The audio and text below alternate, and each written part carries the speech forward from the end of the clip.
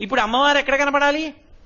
ఈ భూమి కదలకుండా ఉండడంలో నా బ్రతుకులో అమ్మవారుంది, నా కడుపులో ఆకలిలో అమ్మవారుంది, నా దాహంలో అమ్మవారుంది, నా మాటలో అమ్మవారుంది, నా చూపులో అమ్మవారుంది, నా కదలికలలో అమ్మవారుంది, నా సమాధిలో అంటే నేను కదలకుండా కూర్చున్న ధ్యాన స్థితిలో అమ్మవారుంది. అమ్మవారు కానిదేది ఉంది ఇప్పుడు? ఆవిడ అనుగ్రహం సత్వగుణం వైపుకి వెళ్ళకపోతే ఈ కదలికలన్నీ తప్పుడు మార్గంలోకి వెళ్ళిపోతాయి. నువ్వు పాడవుతావు, 10 మంది పాడవుతారు, అశాంతికి కారణమవుతాడు. ఇది అమ్మా నాకు ఇచ్చిన శక్తులు సక్రమ మార్గంలో పెట్టు. ఇందుకు అమ్మవారి ఆరాధనలు. ప్రకృతి నుండి జీవుడి వరకు ఆవిడే కదపాలి సక్రమంగా. ప్రకృతి విలయతాండవం చేసిందనుకోండి, ఉండవలసినట్టు ఉండకుండా మారిందనుకోండి ప్రకృతి, అదే విలయం. గాలి ప్రసన్నంగా కదిలిందనుకోండి సుఖకారకం. వాయు ప్రాణ సుఖం వాయు. వాల్మీకి మహర్షి రామాయణం చేస్తూ అంటారు, అసలు ఉన్నాడు వాయువే. యావత్పవనో నివసతి దేహే తావత్ పృచ్చతి కుశలంగేహే గతపతి వాయో దేహాపాయే భార్యాభిభ్యతి తస్మిన్ కాయే. ఊపిరి తీసి ఊపిరి విదిలి పెడితే ఉన్నాడు ఉన్నాడంటారు. ఆ గాలి తీకపోతే వెళ్ళిపోయాడంటారు.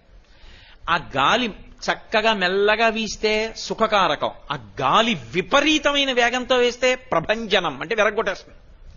ఏ దడ్డొచ్చిందో అవన్నీ విరిగి కింద పడిపోతాయి. అంతే, చెట్లు విరిగిపోతాయి, పెద్ద పెద్ద దీపపు స్తంభాలు ఉరిగిపోతాయి, జనం ఎవరు రోడ్డు మీదకి నడవరు, ఇళ్ళు ఎగిరిపోతాయి, పెంకుటిళ్ళు కూలిపోతాయి. ఏమైంది? నష్టం జరిగింది. అదే మామూలుగా చక్కగా వీచింది గాలి, అందరూ సుఖంగా ఉన్నారు. ఇప్పుడు అది ఎంత వేగంతో ఉండాలో అలాగే ఉండాలి అంటే ఆ కదలికల వెనక ఉన్న శక్తి పట్ల నీకొక కృతజ్ఞత ఉండాలి. అది ఋషివాక్యం.